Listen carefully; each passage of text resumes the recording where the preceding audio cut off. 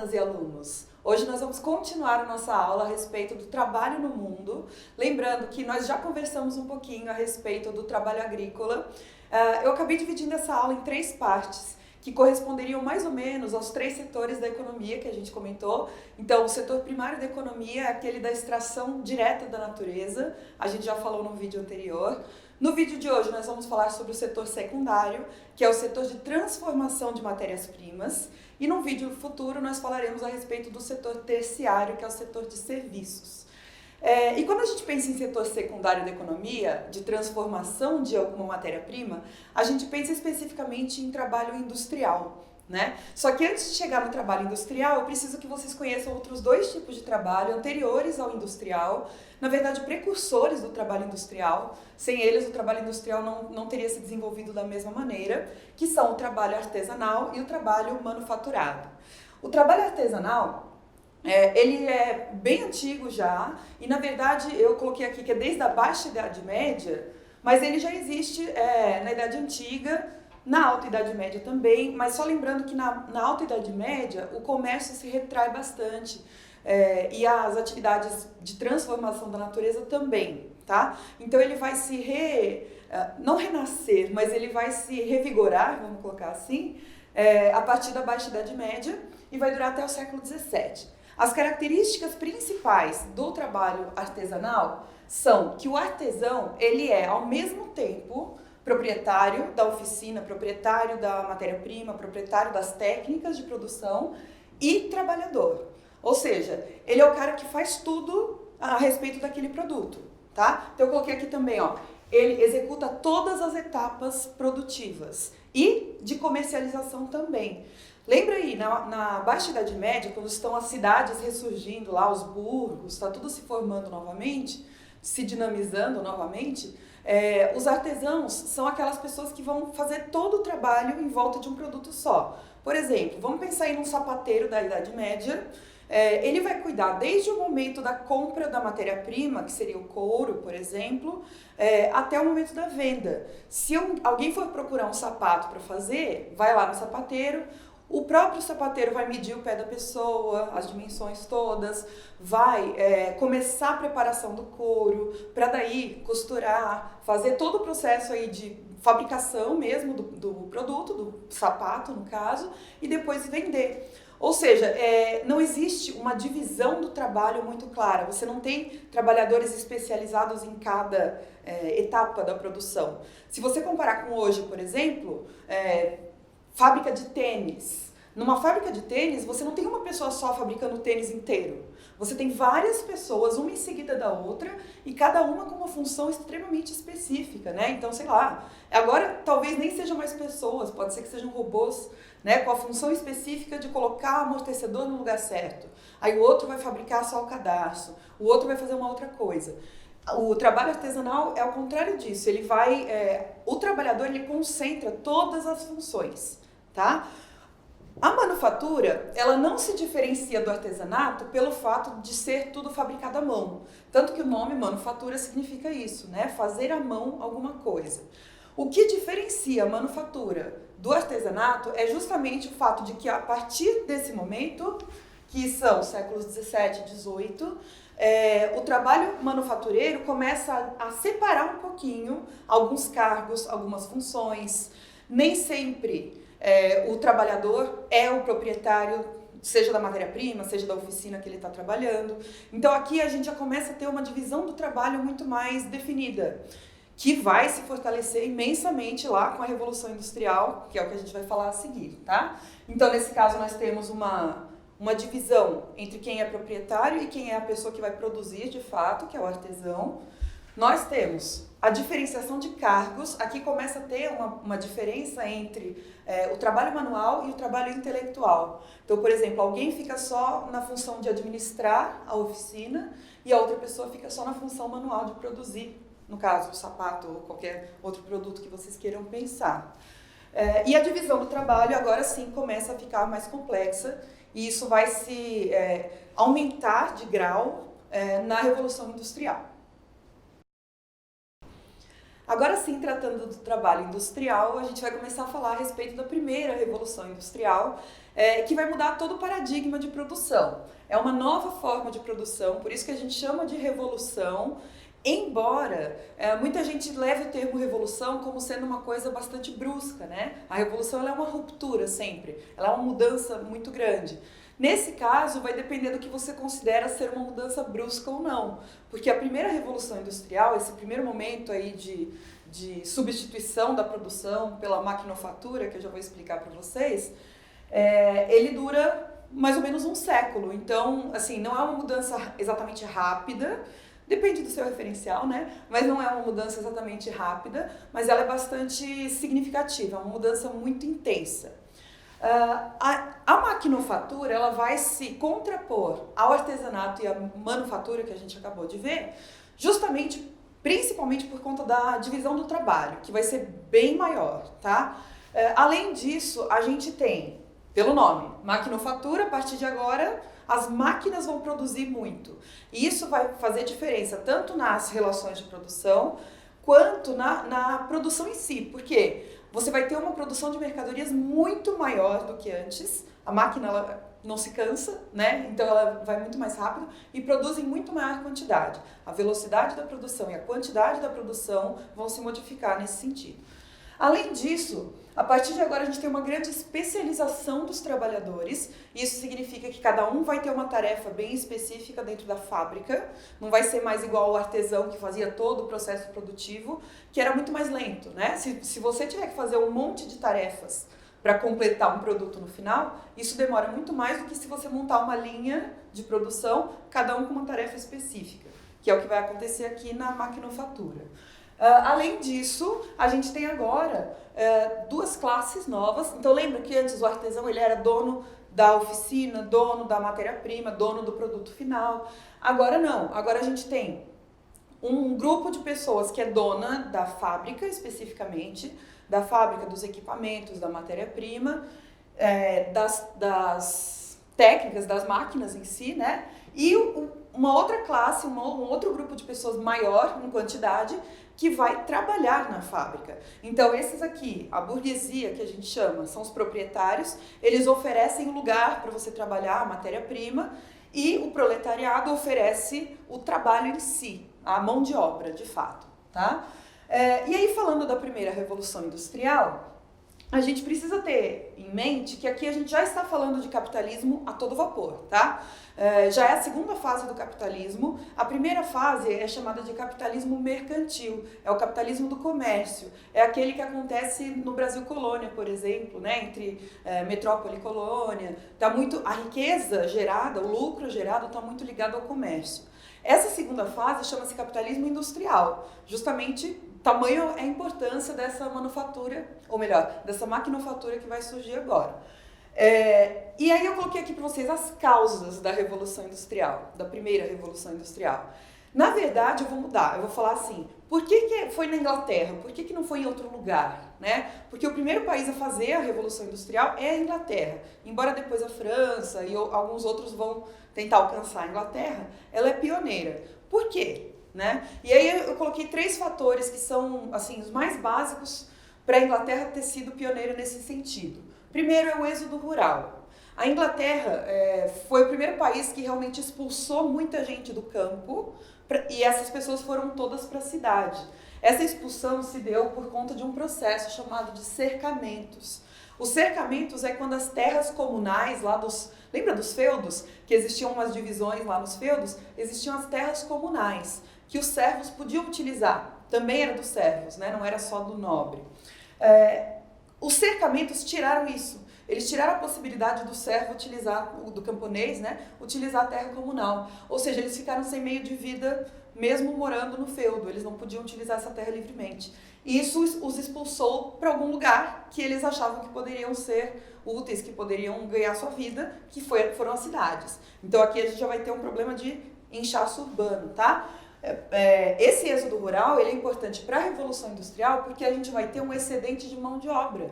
A partir de agora você tem muita gente na cidade desempregada, muita gente disponível para fazer parte da mão de obra nas fábricas, ou seja, muita gente disposta a trabalhar por um salário bastante baixo.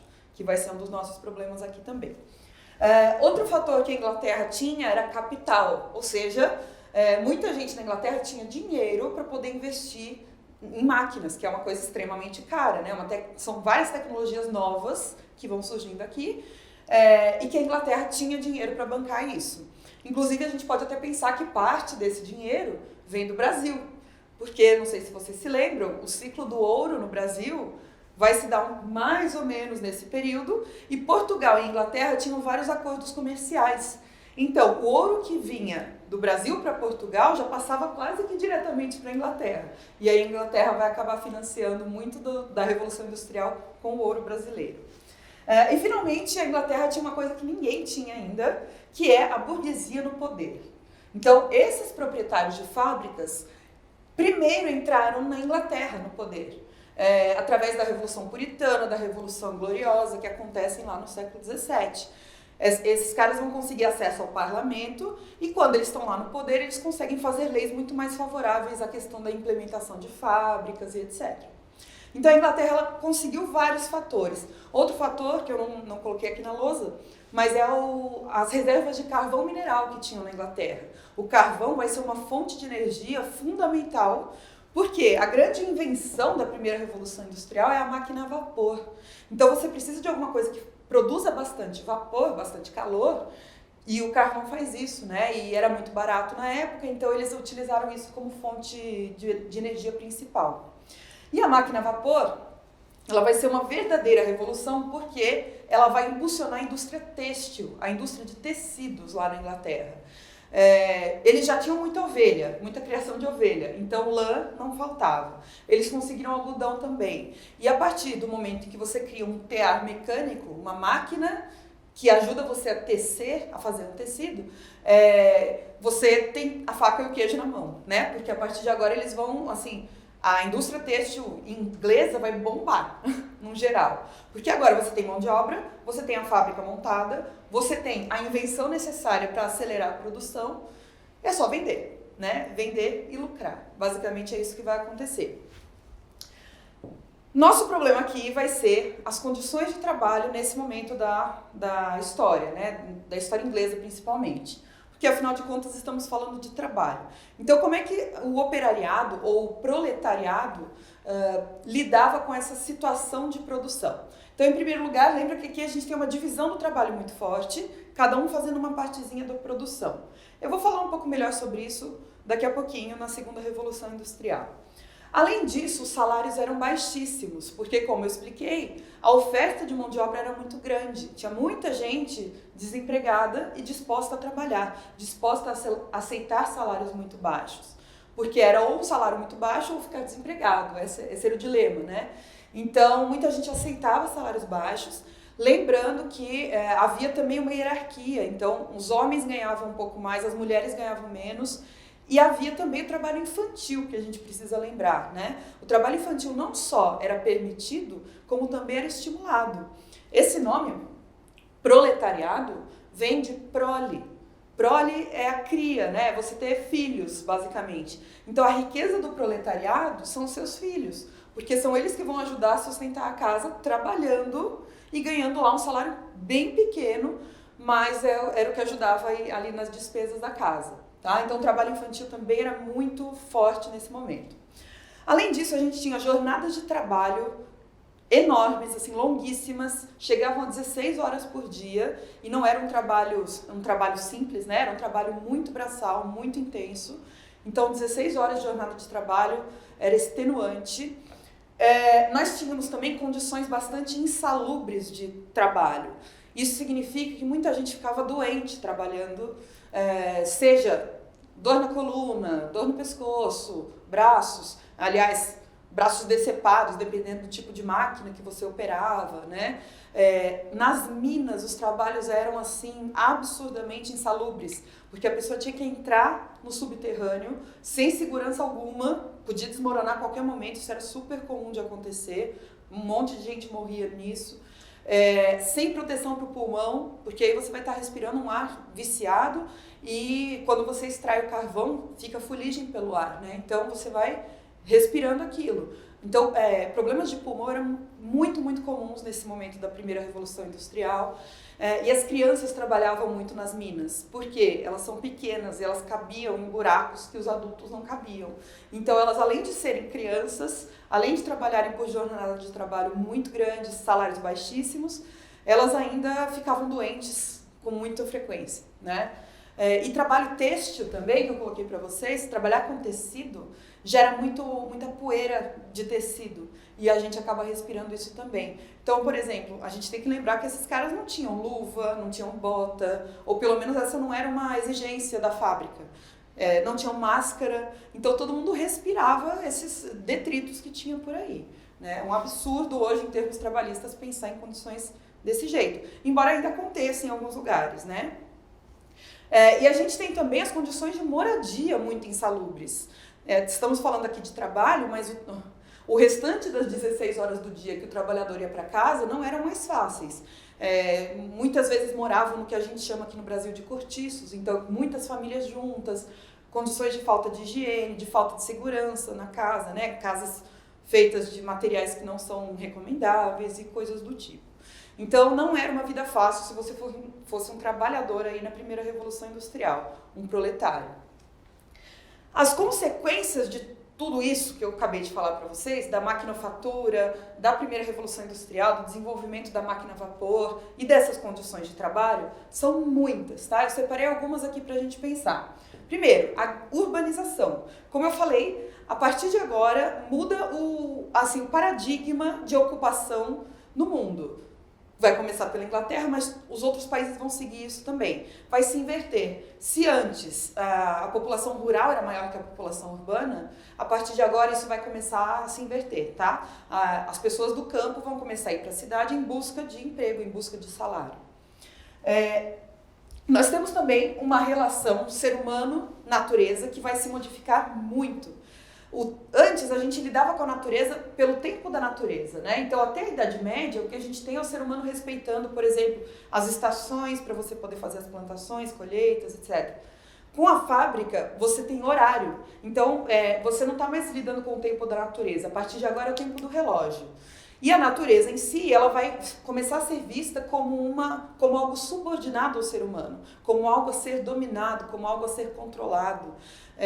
E aqui a gente vai começar a ter problemas gravíssimos de poluição, lembrando carvão mineral gera muita fumaça, né? Então, poluição, lixo, produção de muita mercadoria, por isso que vai gerar lixo, e desflorestamento também, porque o carvão ele pode ser vegetal, ele pode ser feito de lenha. Então, e a lenha havia tempos também um bom modo de você produzir energia. Então aqui a gente tem esses problemas ecológicos que começam a se agravar cada vez mais e que hoje são talvez o nosso principal problema em termos globais, né? Temos também o aumento das velocidades, porque aqui, ó, a máquina a vapor, eu coloquei que ela acelera a indústria têxtil, mas na verdade ela vai acelerar tudo, né? Ela vai acelerar a produção, o consumo, as pessoas vão começar a consumir com mais rapidez também, e o transporte das coisas. Porque agora você tem navio a vapor, que é muito mais rápido do que um navio que depende de vento, por exemplo. Ou trem, né? As locomotivas a vapor também elas são muito mais rápidas do que um cavalo ou uma carruagem. Então as velocidades de todas as coisas começam a aumentar muito. Temos também as regras das fábricas, que é uma coisa que a gente segue até hoje. Como eu falei, essa questão do horário, né? Então, quando você vai trabalhar numa fábrica, você, como proletário, precisa se educar para não ter mais o tempo da natureza. Agora você vai ter o tempo da fábrica.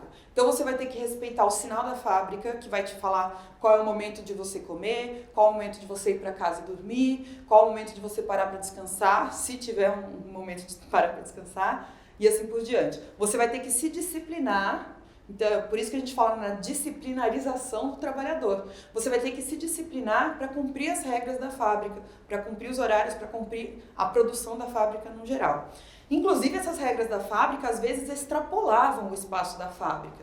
Alguns burgueses ofereciam para os trabalhadores vilas, então, moradia, pertinho da fábrica. Então, você saía da fábrica, ia para a vila ali do lado, Só que o problema é que ainda havia regras fora da fábrica. Então, se você morasse ali na vila, você ia ter um toque de recolher, por exemplo. Em tal horário, todo mundo em casa, porque precisa dormir, porque amanhã tem que acordar cedo para trabalhar. Né? Então, as regras da fábrica, elas começam a se expandir para todas as esferas da vida. Como hoje é pra gente, né? A gente monta a nossa vida em função do nosso trabalho. E é isso que está acontecendo aqui. Tem um filósofo francês chamado Michel Foucault, que vai começar a identificar esse modelo da fábrica em várias outras instituições. Eu vou citar aqui a escola. A escola ela vai seguir o mesmo modelo da fábrica em termos de horário. Então, você tem o horário do banho de sol, do descanso, que é o recreio, né, o intervalo, que vai ter na prisão também, que é o mesmo modelo, que vai ter no hospício, que é o mesmo modelo que tem na fábrica. Você tem os horários, você tem um sinal tocando, não sei na escola de vocês como é que é o sinal, mas geralmente é um sinal ou pé, ou trim, que é um sinal igualzinho da fábrica, para você saber qual é o horário, tem uma hierarquia que você precisa seguir. Ou seja, essa lógica da fábrica vai passar a ordenar as nossas vidas, até hoje. E além disso, a gente tem essa especialização do trabalhador. Cada um vai saber fazer uma partezinha do trabalho.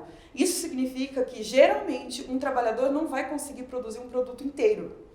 Se você pegar hoje uma pessoa que faz, como eu mencionei, um tênis, e ela só sabe colocar o amortecedor no lugar, lá na sola do tênis, se você colocar ela para fazer uma outra tarefa, você vai ter que ensinar. Se você pedir para ela montar um tênis inteiro, ela não vai saber, porque ela só sabe uma tarefa específica, tá? Então, isso que é a especialização do trabalhador.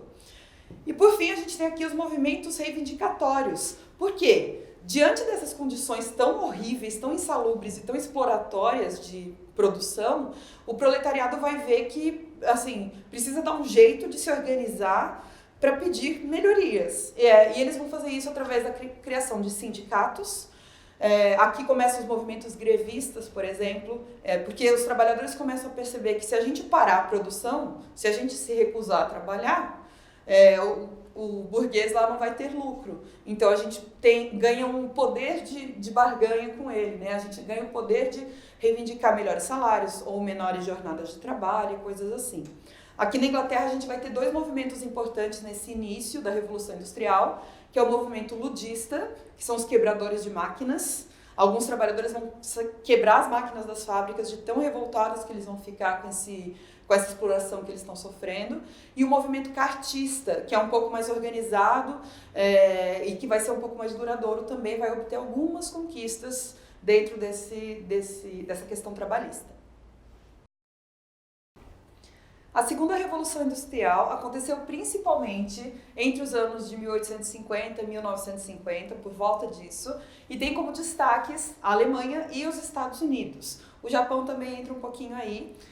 E, na verdade, a gente chama de segunda Revolução Industrial, mas ela pode ser vista também como uma segunda etapa da Revolução Industrial. Então, é como se a Revolução Industrial fosse um processo bem longo, maior do que aqueles 100 anos que eu coloquei para vocês da primeira revolução, e essa fosse apenas uma segunda etapa. Porque entre a primeira e a segunda não existe uma negação da primeira, ou uma ruptura muito grande. O que existe é praticamente uma continuidade, e a gente vai ver agora que as invenções que a gente tem, as evoluções que a gente tem na segunda Revolução Industrial, elas são muito um aperfeiçoamento das invenções da primeira, tá? Então a gente tem aqui como destaques, em termos de invenção, de descoberta, a eletricidade. Lembrando que a eletricidade não é uma invenção humana, né? Ela existe na natureza, só que o ser humano aprende a domesticar, por assim dizer, a eletricidade e a utilizá-la de forma controlada nas fábricas, e aí isso depois vai para as casas das pessoas, para as cidades, né? Vai gerar iluminação, por exemplo.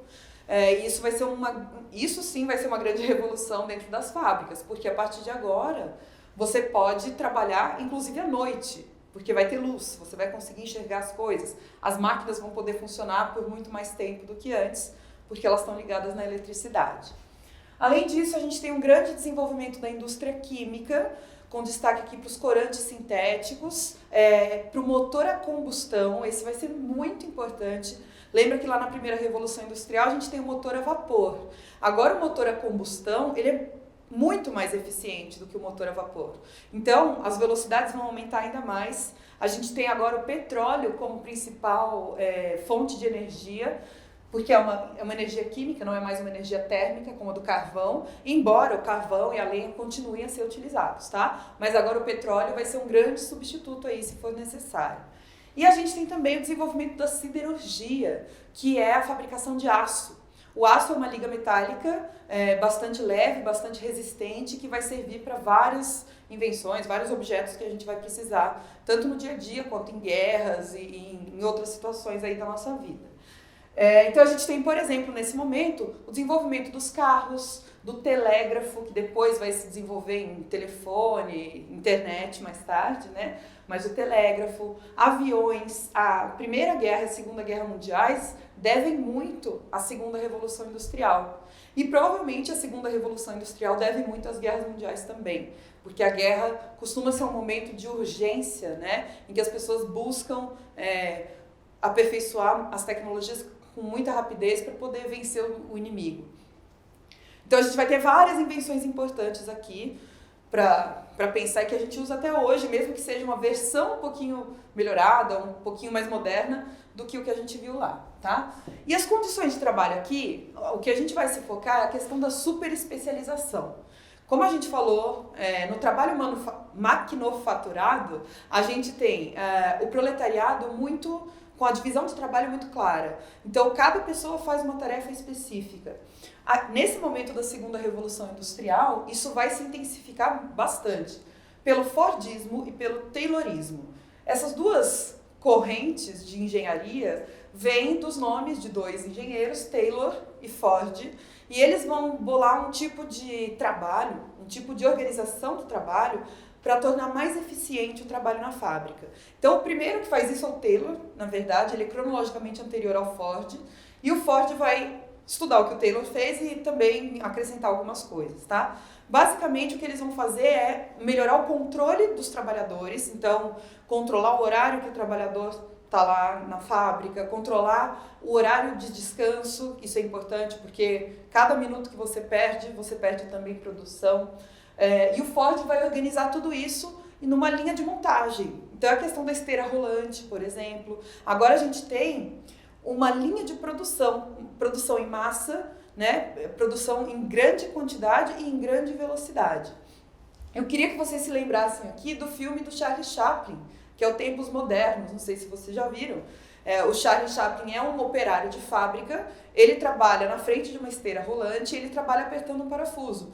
E aí vai chegando para ele o produto e ele tem que apertar o parafuso. É só isso que ele faz. Ele não sabe o que ele fabrica no final, porque o trabalho dele é tão especializado que ele não tem nem noção do produto final, né? E aí tem também uns momentos do filme muito interessantes que mostram bastante essa questão do controle em relação ao trabalhador, em que eles estão no intervalo, eles vão almoçar, e aí quando toca lá o sinal, né, eles param de trabalhar, ai, tô cansado, e aí quando eles vão sentar para comer assim, toca o sinal de novo, aí eles largam tudo e vão lá trabalhar de novo. Então essa ideia de controlar o trabalho, né, o horário, a produção de uma forma muito, muito intensa.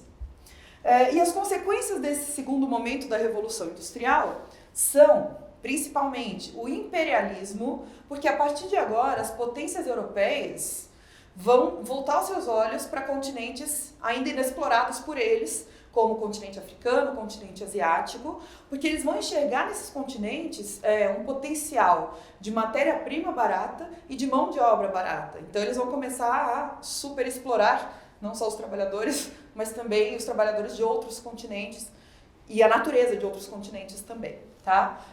A gente tem também a aceleração dos ritmos, como eu falei, o ritmo do trabalho aumenta, o ritmo da produção aumenta, porque agora você começa a produzir muita mercadoria, o consumo vai ter que aumentar também, tá? E uma aceleração dos transportes, que a gente já comentou, e aqui as ferrovias vão se expandir grandemente. Os Estados Unidos, que são um país em que a Segunda Revolução Industrial vai ser muito importante, ela dependeu bastante das ferrovias para que o seu desenvolvimento interno acontecesse da melhor forma que eles gostariam.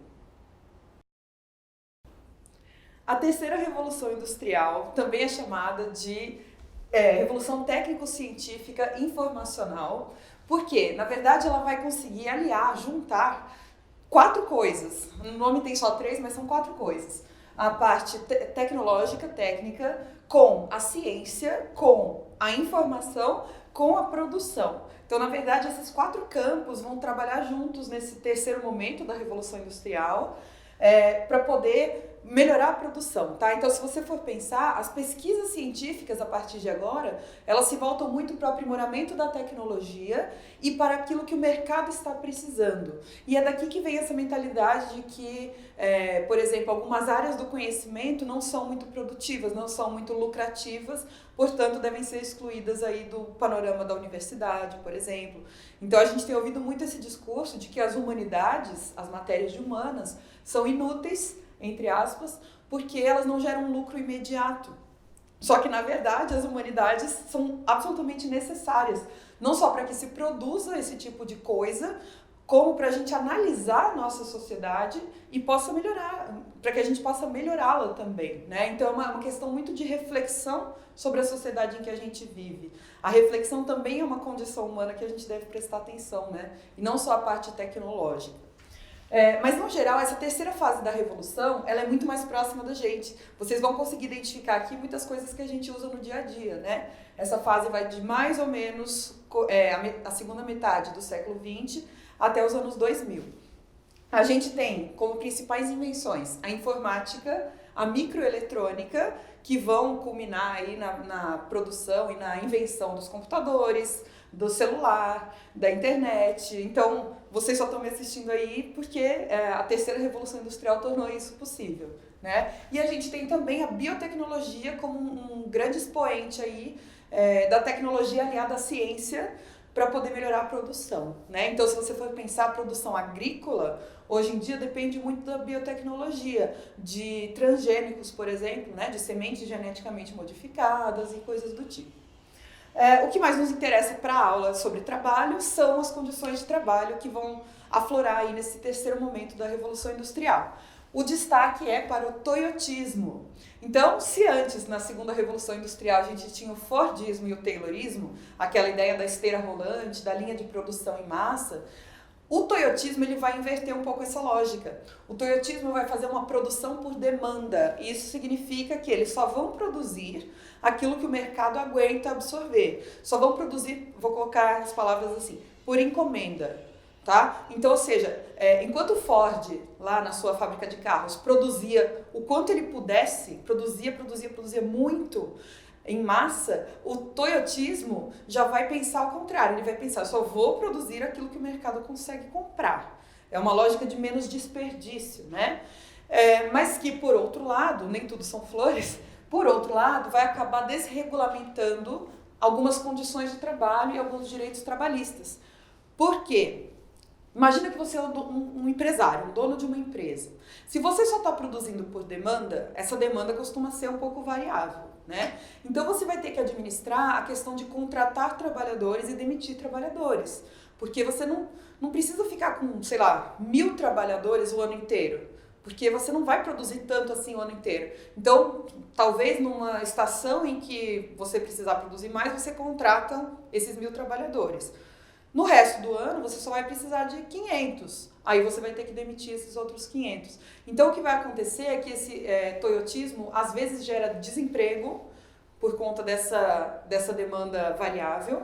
Além disso, a gente tem uma flexibilização. Isso aqui significa que, enquanto lá no Fordismo os trabalhadores são super especializados, aqui no toyotismo, um trabalhador vai começar a aglomerar algumas funções. Porque você não vai contratar muitos trabalhadores para fazer várias coisas. Com um você consegue fazer várias, e aí esse trabalhador acaba ficando um pouco sobrecarregado, né? E a gente tem também a questão da terceirização aqui. Por quê? Como eu falei, você precisa de 1.000 trabalhadores naquela época do ano, na época do Natal, que todo mundo vai comprar muita coisa. Então, o que você faz? Você não vai contratar o trabalhador, esses 500 trabalhadores extras, você não vai contratar tendo que pagar todos os direitos trabalhistas. Você vai contratar temporariamente. É um contrato de trabalho temporário que não dá todos os direitos do trabalhador, do mesmo jeito que as leis mais permanentes, né? Então, a terceirização é isso. Você contrata uma empresa que vai te fornecer esses trabalhadores e aí você não precisa pagar todos os direitos trabalhistas para eles, nem garantir férias e outros benefícios aí que são garantidos por lei, tá? E as consequências de todo esse contexto de terceira revolução industrial vão muito na direção da tal da globalização. A globalização nada mais é do que uma aproximação entre países. É uma aproximação, obviamente, não geográfica, mas sim uma aproximação cultural, econômica, política. As fronteiras dos países ficam muito mais permeáveis. A gente tem que lembrar muito que o que vai influenciar isso é a questão da internet, né? As informações começam a circular muito rapidamente. Então, se você olhar em qualquer portal de notícias, vai ter notícia do Japão, vai ter notícia da China, vai ter notícia da Arábia Saudita e vai ter notícia do Brasil. Você sabe todas elas praticamente em tempo real. Isso faz parte da globalização, né? Apesar de você estar longe geograficamente, você está muito próximo em termos de velocidade de informação. E isso vai culminar no tal do capitalismo financeiro ou capitalismo monopolista, que é a terceira fase do capitalismo. A gente agora saiu da fase do capitalismo industrial, em que a indústria é o que vai dar lucro, e a gente entra na fase do capitalismo financeiro, porque o que dá mais lucro hoje é a questão dos mercados de ações, as bolsas de valores, os créditos, os juros. Então agora é muito a questão da especulação em torno, né, da produção, do dinheiro que vai gerar lucro. E aqui os bancos passam a ter um papel muito maior do que eles tinham antes, lá no capitalismo industrial. E, finalmente, nós temos a expansão muito grande das multinacionais, que apesar de algumas já existirem antes desse período, a partir de agora que as fronteiras estão mais receptivas, que essas multinacionais vão poder migrar para outros países, migrar para outras regiões, em busca de mão de obra mais barata e de matéria-prima mais abundante. E finalmente chegamos à fase mais atual da Revolução Industrial, a chamada Quarta Revolução Industrial, ou Indústria 4.0, que é o nosso momento presente, né? Ela começa ali por volta dos anos 2000, lembrando que todas essas datas que eu estou mencionando, elas são um pouco fluidas, tá? A gente pode achar em outras fontes, em outros livros, em outros sites, a gente pode achar essa data um pouquinho diferente, tá? Então, a quarta revolução industrial, como ela ainda está em andamento, a gente está dentro do processo, é bastante difícil de ser analisada, inclusive da gente prever as consequências e coisas do tipo. A gente só vai mencionar aqui os aspectos que já estão mais consolidados, tá? Então, para começar, a gente tem uma convergência, essa é a característica principal, uma convergência de tecnologias digitais, físicas e biológicas. Essas coisas vão se aliar. Coloquei aqui, por exemplo, a engenharia genética vai se aprofundar em termos de complexidade. A robótica, a partir de agora, ganha um espaço muito grande, especialmente nas fábricas, que é o que a gente está pensando aqui. Estamos falando ainda daquele trabalho que transforma a matéria-prima. E a inteligência artificial, né? Esses robôs, muitas vezes, não são só robôs mecânicos, entre aspas, né? Ou seja, não são só robôs máquinas, mas são robôs que agora estão criando uma complexidade maior e que a gente tem que tomar um certo cuidado ético nisso também, né? Que tipo de máquina a gente está criando? Será que os robôs têm consciência a partir de agora? Então, a gente precisa começar a prestar atenção nesses aspectos mais filosóficos da nossa criação de tecnologia. Porque a criação de tecnologia pura, ela não é boa nem ruim. Mas a nossa ação em cima da tecnologia, sim, né? Então, a gente precisa pensar nessas consequências também. As condições de trabalho vão ser influenciadas por esse tipo de tecnologia, principalmente porque agora as fábricas tendem à automação total. Ou seja, quanto mais as fábricas conseguirem implantar uma robotização ou uma maquinação das fábricas, isso vai gerar mais lucro, né? Assim, mais eficiência. Então, é a tendência que as fábricas realmente invistam em máquinas, em tecnologias muito mais sofisticadas. E a consequência principal disso, vocês já devem imaginar, que é a questão do desemprego estrutural. Por quê? Uma máquina pode fazer o trabalho de muitos trabalhadores. Então, no geral, o que tende a acontecer, lembrando que ainda estamos no processo, mas o que tende a acontecer é que quanto mais máquinas você coloque lá na fábrica, menos trabalhadores você precisa. Então isso gera uma massa de desempregados E uma precarização do trabalho, porque como você tem muitos desempregados, eles vão aceitar salários mais baixos, assim como isso acontecia lá na primeira Revolução Industrial, né? Então, quando você tem muita gente disponível, os salários tendem a cair. Isso é um problema que pode surgir e que às vezes a gente já vê que está surgindo, né? E eu coloquei aqui também como destaque um aumento das desigualdades entre países e entre pessoas. Na verdade, essa é uma característica de todas as fases da Revolução Industrial. A cada passo da Revolução Industrial vai acontecendo esse distanciamento, essa desigualdade entre países, por exemplo. Acho que entre países talvez fique mais fácil da gente pensar, porque os países que têm acesso a essas tecnologias vão gerar mais lucro, vão ter uma economia mais dinâmica, mas os países que não têm acesso a isso vão ficar reféns de alguma maneira, né, dos países que têm, ou seja, vão fornecer mão de obra barata, vão fornecer matéria-prima barata e não vão conseguir dinamizar tanto a economia assim, né, vão ter que aceitar a vinda de multinacionais e coisas do tipo. Isso vai acontecer entre as pessoas também, as pessoas que têm acesso, por exemplo, a uma educação que forneça para a pessoa uma maneira de trabalhar melhor com as máquinas, por exemplo, essa pessoa vai conseguir se inserir no mercado de trabalho. Talvez, provavelmente. Mas as pessoas que não têm acesso não vão. E aí? Como é que a gente lida com esse tipo de problema?